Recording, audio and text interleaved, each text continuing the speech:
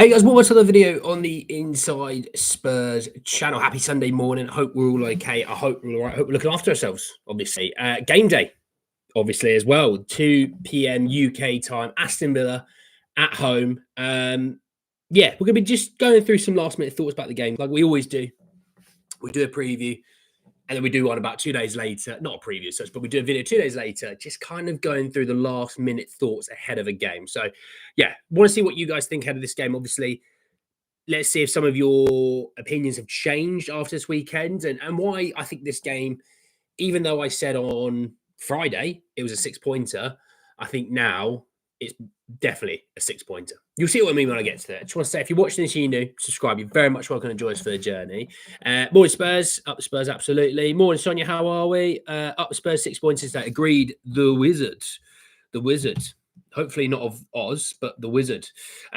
Look, this game is, I think now when we look at it, a very, very important game because of what's happened this weekend. Obviously, Liverpool beating Brighton. Brighton were technically above us in the league. So there's an opportunity there to reclaim points. Obviously, if we actually win today, we'll go above Brighton as well. So you're reclaiming a position above them.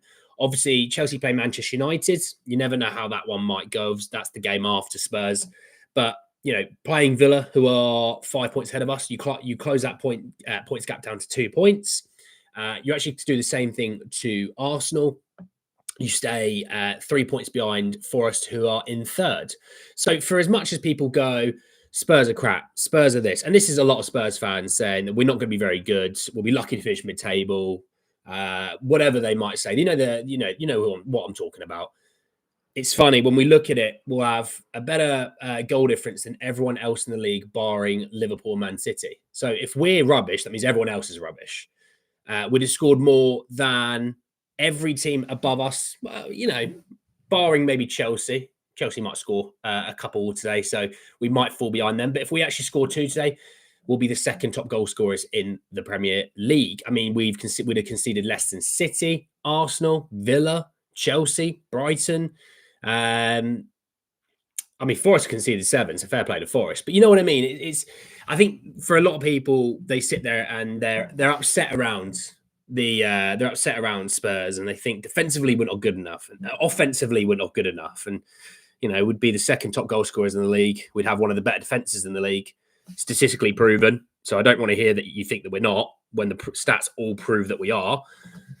You'd sit there and say, actually, not bad.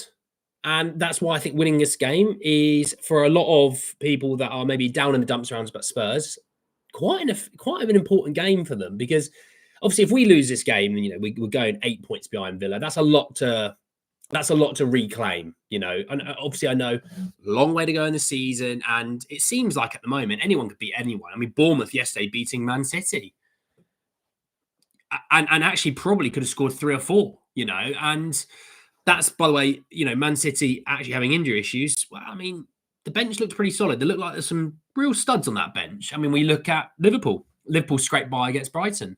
Arsenal losing to Newcastle. It feels like it's a bit of a season that anyone can beat anyone. Hence why, I'm not going to sit there and say that we're going to beat anyone 5-0. I would never do that, because I just think the league difficulty is very much higher than it normally is. But on this game and this game alone, and why I think this game is really important, is not only the fact that, Villa are a top 4 hopeful. And by the way, I know a lot of people might think that, Villa are going to finish higher than 4th or lower than 4th. They're a top 4 hopeful. Spurs are a top 4 hopeful. Regardless, if you think we're going to finish 9th, we're a top 4 hopeful. Okay? That's something that everyone puts us in, where will Spurs finish? They'll finish, will they be 4th, 5th, 6th, 7th? Top 4 hopeful. Okay? So anytime you play them, especially at home, I always look at them as a must-win game. It's interesting. It's interesting, this game. Obviously, yes, the Europa League comes in the week. I'm not going to talk about that right now. We'll do a preview for the Galatasaray game. We're not going to do it now. But also, the fact that actually, and you look at the last 10, Spurs have won, 8? God, every team in world football must be awful if we're not very good and we won 8 and 10. Oh, but Andy, that was the EFL Cup and the Europa League, and look, who did we play? It's like, oh God, just stop being miserable for once. Look, win today, and you'll start to see that league play. The league position won't be very good still. It'll be like 6th or 7th, something like that. But when you actually look at the points and you start to go, God, we're 3 points behind third. Okay, yeah, that's fine. Not a problem. I mean, we're 3 points behind third. We'd have a better attack than all but 2 teams in the league. Hell, we might even have a better attack than all but 1 in the league. And if we were to win by, I think, like 5 today, we'd have the joint best. But you know what I mean? You win. Let's say if you won 2-0 today, you're actually the second best attack in the league. Which, hey, that don't want to bring the haters down too much and make them all upset. That actually that's factually true as well. You keep a clean sheet today. You know what I mean? It's things aren't bad. And with that being said, winning this game is another statement. You go to Man United, you batter them, you bruise them. You do what you want for 90 minutes against Manchester United because they were rubbish. Now, let's see how Man United do, obviously, today with Chelsea. Let's just really wait till Amorim takes over. I think you always get a bit of a bounce from an interim. Let's see how they get on with their new manager, obviously, because we have to deal with them in the cup competition coming up as well. But when you think about Newcastle, you'd still be above them. I mean, Newcastle would be a point behind you. You'd be a point ahead. Bournemouth having a great season. Fair play. Just look, Bournemouth are 8th, but you'd be a point above Bournemouth. You'd be ahead of Brighton on goal difference. You'd be 1 point behind Chelsea. Obviously, they have a game to play as well, so that's why I'm not sort of going, look at us, we've caught Chelsea. No, they have an opportunity to rectify any point differential changes, or add to it, but you'd be 2 points behind Villa. And people twerk. Spurs fans, it's hilarious. They twerk about how good Villa have been. Well, if you beat Villa, it's like, hang on a second. We're 2 points behind. So if we're only 2 points behind, how good really are they?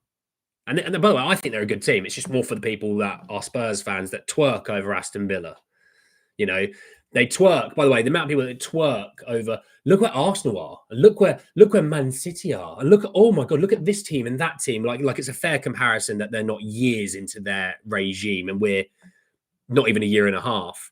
And you'd go, oh, that Arsenal team. What, you mean the one that's 2 points ahead of us, having spent however much under Arteta, having however many years under Arteta?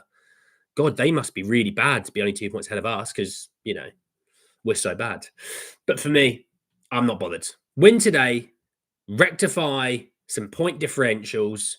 Going into, Galatasaray, I understand that's going to be an interesting game, going into that. But, on top of that, going into Ipswich Town next weekend. That is Ipswich Town, isn't it? Yeah, Ipswich Town. And then it's a bit of an international break, and when we play away at Man City after that. But go into pick-up performances. Going into do you know what? Going into the international break, let's say if you do lose to Galatasaray, which obviously if we do, then all the Spurs haters, which is mostly our own fans for some reason, all come out and go, "Ha, I told you so," which is a bit of a weird thing, miserable buggers, But if you were to go into the international break winning what? Let's say 10 of 13. Oh, God, we're an awful team if we do that, Hey, Teddy, mate, hey, adventurous, how are we? Our performances, for the most part, have been great bar the Palace game. The table will level out to reflect that. Yeah, and Brighton away for sure. And don't get me wrong, there's been some games where we haven't played well and picked up results. This, I feel like, might be one of those games where win. Don't care about the result, the performance, win. And it was like that with City in the week. Win. It's a cup game. Win. If anyone goes into cup games and go, wow, we didn't play well, it's like, wow, you don't understand cup competitions. Cup competitions aren't about playing well. It's about, are you through into the next round? Yes. Okay, you've done your job then. The league's a bit different. You want to play well. Today might be one of those occasions where you go, if Spurs win, we're missing players. We've got injuries. Villa are as healthy as you could possibly imagine, barring, I think it's Ross Barkley, who's not a starter for them. So as healthy as we could get, just win. Now, obviously, if you come along and you beat them like we did 4-0 away at Villa last season, well, brilliant, but today's about winning. Turbo Timo to score again today. Oh, I'd love limbs, absolute limbs. If Timo's fit, because obviously he pulled up against City, we'll see. But if he scores today, limbs. I mean it, limbs. Are you in Spain? Yeah, I just saw the bar. Sorry, the waiter just brought me my food, and I was like, "La cuenta, por favor." Yeah, it's just no, sadly not. So we're at risk today. Appreciate from sunny South Africa. Love and appreciate content. Appreciate that, my friends. I don't actually know how to say your account name. Nitsika. What a name that is, though. More than 90, I hope we win because the haters will come out of everywhere, poisoning the net. I cannot stand introversion. Coys, absolutely cozy. How are you, my friends? How are we? Yeah, do you know what? The sky falls, doesn't it, when Spurs don't win? But you know what I mean? It's like you're allowed to lose a game of football. I don't know if anyone knows that. Morning, Dean. How are you? Turbo Teamer. I like the Fortnite. Do you know what? He has so many meme-worthy quotes. People put the ketchup on the eggs. What is this? Love it. Definitely think we need to win just to stay on the coattails. Like you say, don't care how. Take an ugly 1-0. I tell you what, Radu Dragic and Romero with like a little 1-0, little clean sheet. Never hurts on those front. I'm buzzing to see Radu Dragic today. I really am. Obviously, I predicted a 2-1 win, and he was one of my goal scorers. I'm buzzing to see him play today. I really am.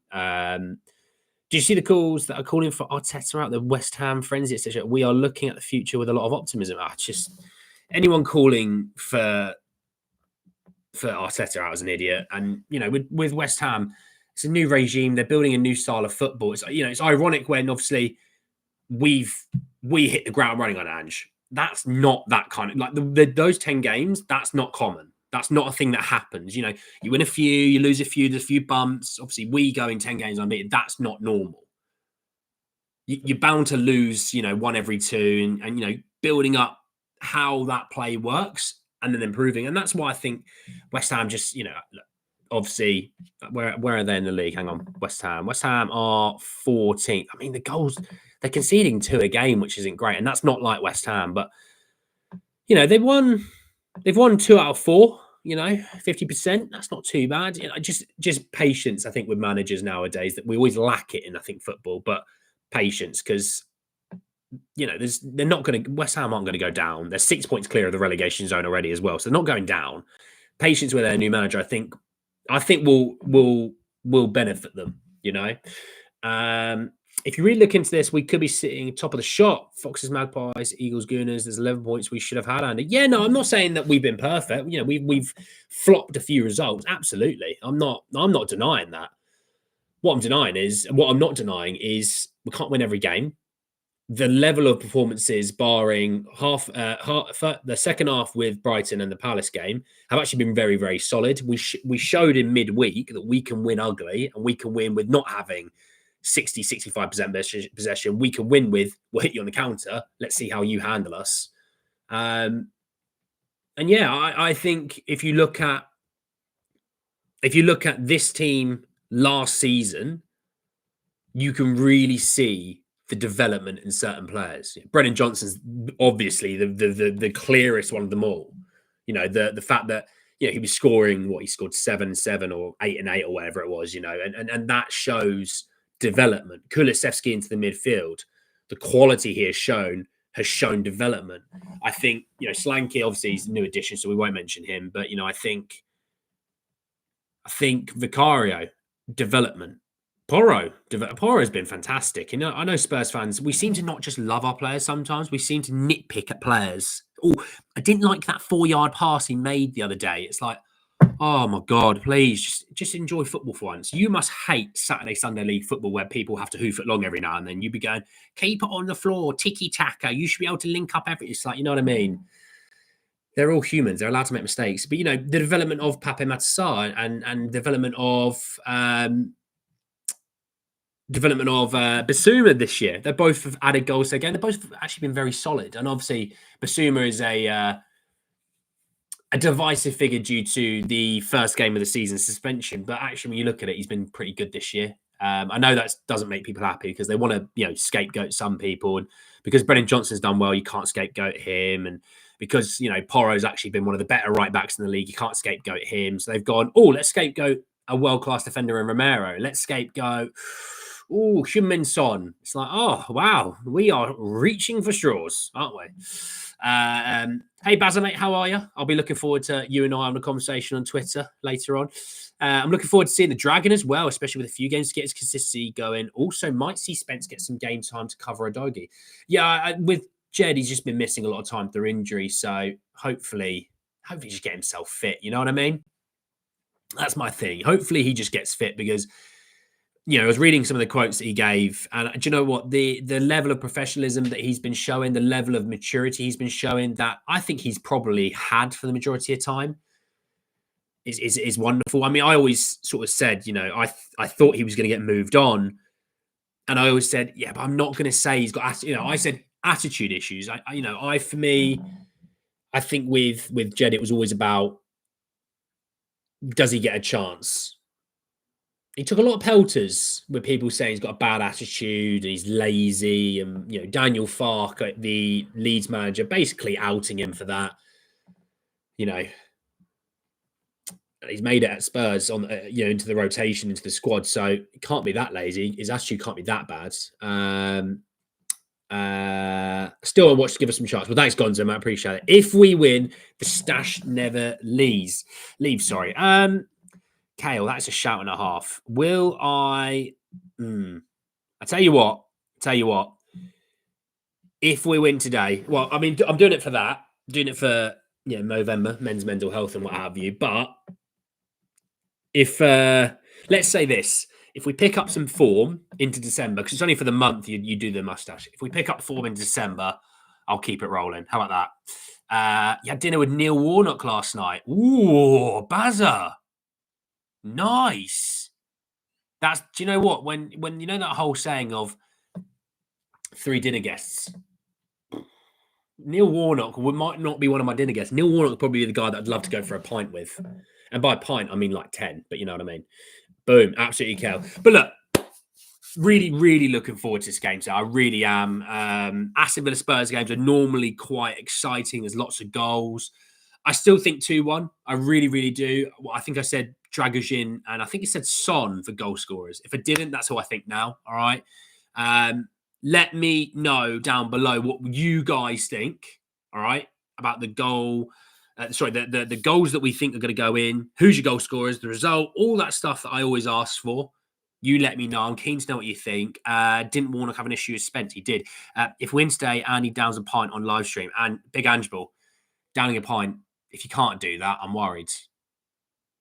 I can down 2 like that, back to back. It's not a problem for me. But if it's a pint of summer fruit squash, you know the rules. Summer fruit squash, no issues there either. If it's a pint, it won't be a Guinness because I want to enjoy them. But maybe like a normal pint, maybe. Yeah. Maybe. We'll do that.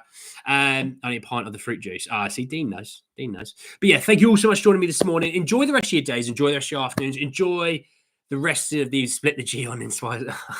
I think, do you know what? If we win a trophy this year, Bazza, you can hold on to this. If we win a trophy this year, I'll definitely try one on a live for sure. 3-0 Solanke, Johnson, Kulu. Love it, adventurous. Don't lose that positivity. Enjoy the rest of your mornings. Enjoy the rest of your afternoons. Enjoy the rest of your evenings. Gonzo, do not watch the game. That's a warning to you. All right? We need to win today. Enjoy the rest of your days, everyone, and I'll speak to you all really, really soon. Take care and peace.